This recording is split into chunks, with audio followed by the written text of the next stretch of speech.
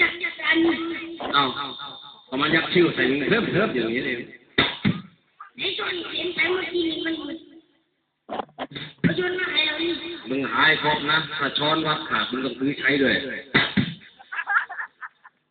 ให้มันเปียกหนาขาดเอาเก็บขนมจีนซะก่อนอ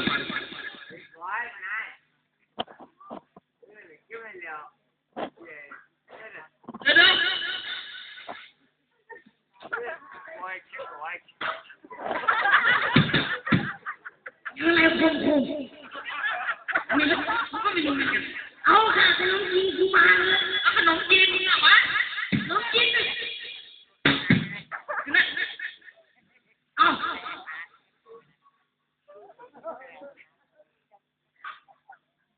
เลยเอายักษ์ไม่ช่วยยักษ์มาเลยมาด่ากูไม่รู้แล้วนี่เลยจะเสียงทำไมกูเห็นแทนที่เราดูดีอะไรวะอะไรพวกนั้นขนมจีนวะว่าคุณเรียกเรามึงอยู่ประเทศไหนวะเขามาเลเซียแล้วทำไมเขาเรียกขนมจีนวะทำไมเขาไม่เรียกขนมมาเลเซียมึงบินมาใหม่ๆนี่นะเว้ยมึงมีปีกไหมเครื่องบินที่มันบินไทยน่ะมึงเคยเห็นไหมไอ้มึงอย่าลำไรเลยแจกค่าเสียหายมาเลย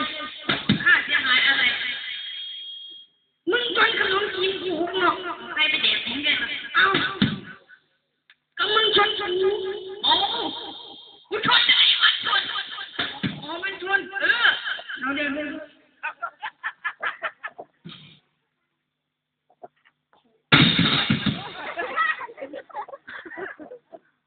ว่าไม่ของกูห้ามวันนี้มาแจกการเสียหายมาจีไอ้ฉันไม่ได้กินกำมันไม่มาชนกูนี่น่ะถ้ามันไม่ได้ฉันมาฉันก็ไปชนแกเด้อยังอ่ะมึงพูดนี่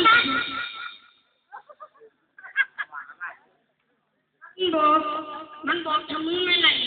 น้ำมันก็มีชนกูดอกว่าไอ้พระเอกน้ำเลยไอ้น้ำหัวใจทำไมที่บ้านมาไม่กินอ่ะจะบอกกันเลยวันกันเลยตำแยกันเลยแล้วทำไมมันต้องมาทางนี้วะมึงก็พูดมีเหตุผลมันโง่ควายมึงเอาควายกูบอกแล้วไงแล้วแต่เอากันนะเดี๋ยวฟังทุกคนมันบอกว่าทางอื่นก็มีตั้งเยอะตั้งแยะจะบอกก็ได้มันก็ได้ตั้งแยะก็ได้มึงทำไมต้องวิ่งมาทางนี้มาชนกูแล้วมึงล่ะมันสนามเลิกทำไมกูไม่รู้กูมาขายขนมจีนแล้วเอาทำไมล่ะก็มันไล่ฉันมามันไล่มึงมามันไม่ไล่มึงก็มึงก็ไม่ได้หน้าที่ดูชาก็หักไล่มาเสร็จก็เกิดแกก็ไปอีกทีมันคำพูดอะไรนะมันพูดอยู่ไปอยู่มันเล็กเหนื่อยเลยเหนื่อยแล้วมึงถึงกำมันจะถ่ายหันบกทหารบก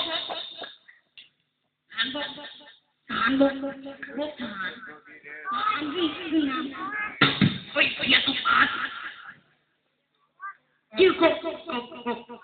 แล้วทำไมมันหายมามันไม่ยิงแค่ก็ไม่ไรมันไม่ไรทุกคนมันยิงแค่ก็ไม่ไรมันไม่ยิงแค่ก็ไม่ไรไม่ยิงไม่นี่ฉันจ้างค่าถอยนัน500เอาอยู่วันนี้เอาเฮ้ยมานี่ไปไหนมันจ้างกูมาเท่าไร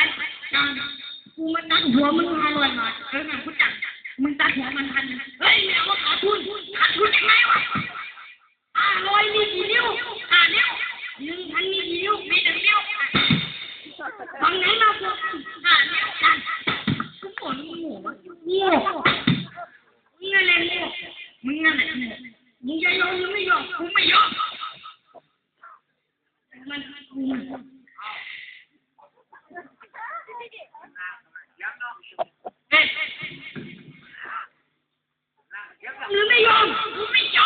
มึงไม่ยอม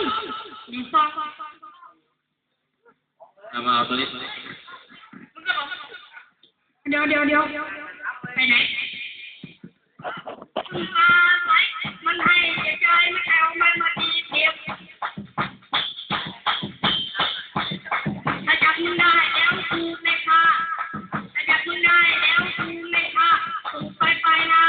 ไอ้กูมันหนีกูก็ไม่ตายกูหนีกูก็ไม่ตายตัวเล็กตัวใหญ่เชื่อเรามันหนีกูหนีมึงก็ไม่ตายกูหนีมึงก็ไม่ตายกูจะเปลี่ยนยังไงเอาตะเกียบมันหนีเกียบหนีกูก็ไม่ตายจะเกียบหนีกูก็ไม่ตายจะเกียบเล็กเกียบใหญ่เชื่อเรามันหนีตะเกียบหนีเกียบลูกหนีตะเกียบหนีมึงก็ไม่ตายตะเกียบหนีมึงก็ไม่ตายกูจะเปลี่ยนแผนใหม่เอารถไฟมาหนีรถไฟหนีกูก็ไม่ตายรถไฟหนีกูก็ไม่ตายคันเล็กคันใหญ่เชิญเอามาหนีรถไฟหนีมึงก็ไม่ตายรถไฟหนีมึงก็ไม่ตายกูจะเปลี่ยนแผนใหม่เอาจากหนีกูก็ไม่ตาย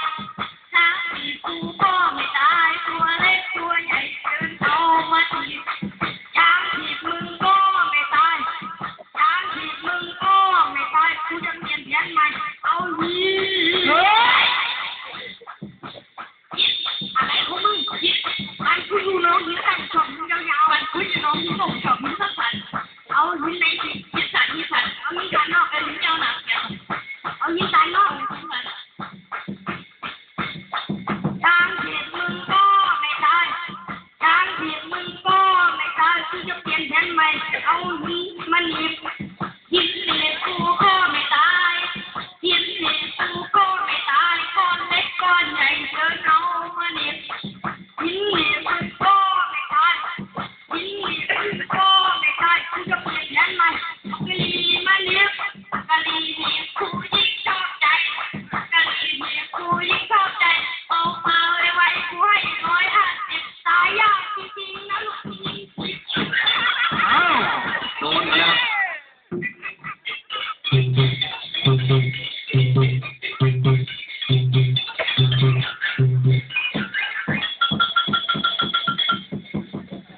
โดนกันแล้วเจ้ากบไปแล้วครับเอ้ามันไปแล้วครับระวังนะครับมันหาที่ตายอ้าวมือนะชิโกว่ามาแล้วครับหาที่ตายนะครับปัดซะก่อนตายแล้วครั้งมึง ตายยังวะ มึงยังไม่มาเฮ้ยมึงตายยังกูตายแล้วตายยังวะเฮ้ยแล้วทำไมพูดได้คนคุกคุณไม่ท้อก็มึงเนี่ยคุณไม่ถูกเลยมึงพูดผิดนั่นแหละมึงทำผิดเลยกูตายแล้วมึงจะมาทำอะไรวะมันยังไม่ตายเราต้องฟันซ้ำ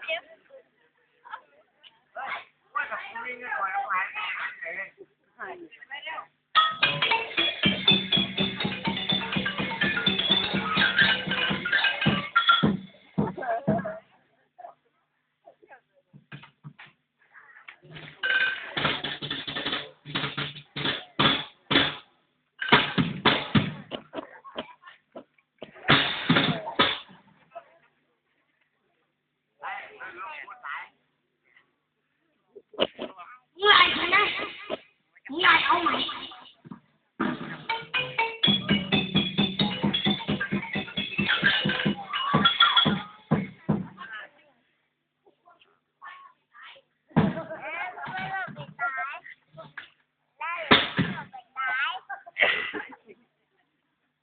แจ้งว่าเราเป็นที่จะเอาหัวใจยิงลงมาถ้าเราฟันซ้ำต้องลุกขึ้นมาถีบเนี่ยแล้วต้องเปลี่ยนเป็นไหม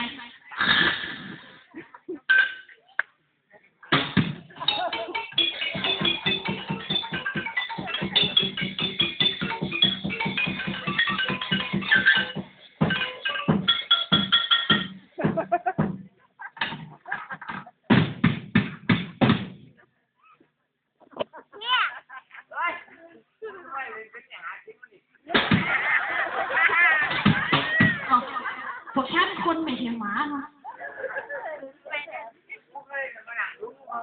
เฮ้ยเฮ้ยเฮ้ยเฮ้ยเฮ้ยเล่นเล่นเฮ้ยมาเล่นเถอะ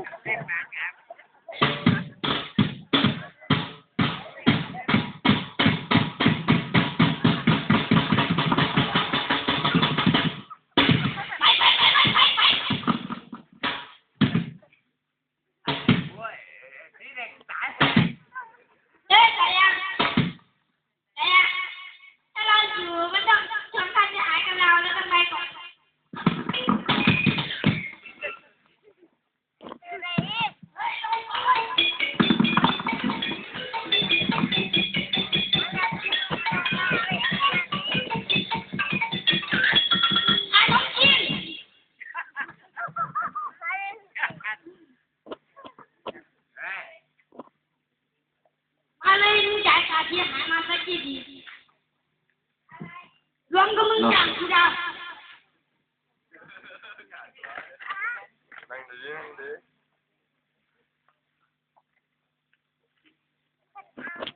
เอาทีนี้